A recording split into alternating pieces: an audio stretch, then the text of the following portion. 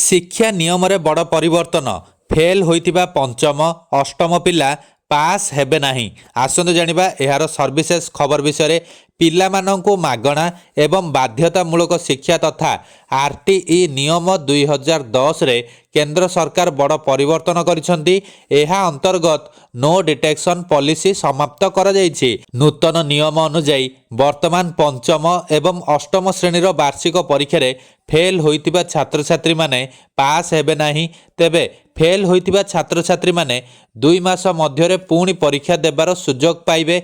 जदि सेमाने द्वितीय थर फेल हुअंती तेबे सेमानंकु परवर्ती श्रेणी को पदोन्नति दियाजिबो नाही। सेमानंकु पंचम श्रेणी किंबा अष्टम श्रेणी रे रखाजिबो। एथिसह कोनोसी छात्र छात्री को स्कूल रु अष्टम श्रेणी रु बहिष्कार करने दियाजिबो नाही। एही परिवर्तन केंद्रीय विद्यालय, नवोदय विद्यालय एवं सैनिक विद्यालय समेत 3000 रु अधिक केंद्र सरकारों द्वारा परिचालित विद्यालय को प्रभावित करिबो। शिक्षा मुख्यतः एक राज्य विषय होइथिबा बेले केंद्र सरकारों निष्पत्ति 16टी राज्य एवं 2टी केंद्रशासित अंचल एही योजना आधार रे पूर्व नीति बंद करिसेंती। अन्य केतक राज्य एवं केंद्रशासित अंचल एही नीति जारी रखिथिबा बेले अल्प केतक ए पर्यंत निष्पत्ति नै नाहांती। गुजरात, ओडिशा, मध्य प्रदेश, झारखंड, कर्नाटक एवं दिल्ली भली अनेक राज्य एहाकु कार्यकारी करबाकू निष्पत्ति नैछंती।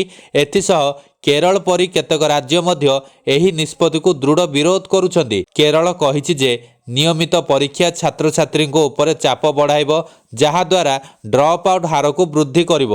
केरल जुक्ति करिछि पिलांको ऊपर चाप पकाइबा परिवर्ते शिक्षक माननकु तालीम देबा एवं दुर्बल छात्र छात्री माननकु अतिरिक्त सहायता प्रदान करिबा उचित। 2009 रे लागू होइतिबा नो डिटेक्शन पॉलिसी रो उद्देश्य थिला जे परीक्षा रे फेल जोगु कोनोसी शिशु विशेष करी असुरक्षित वर्गर पिला माने विद्यालय रे पाठ पढ़िबा न छाड़ंतु।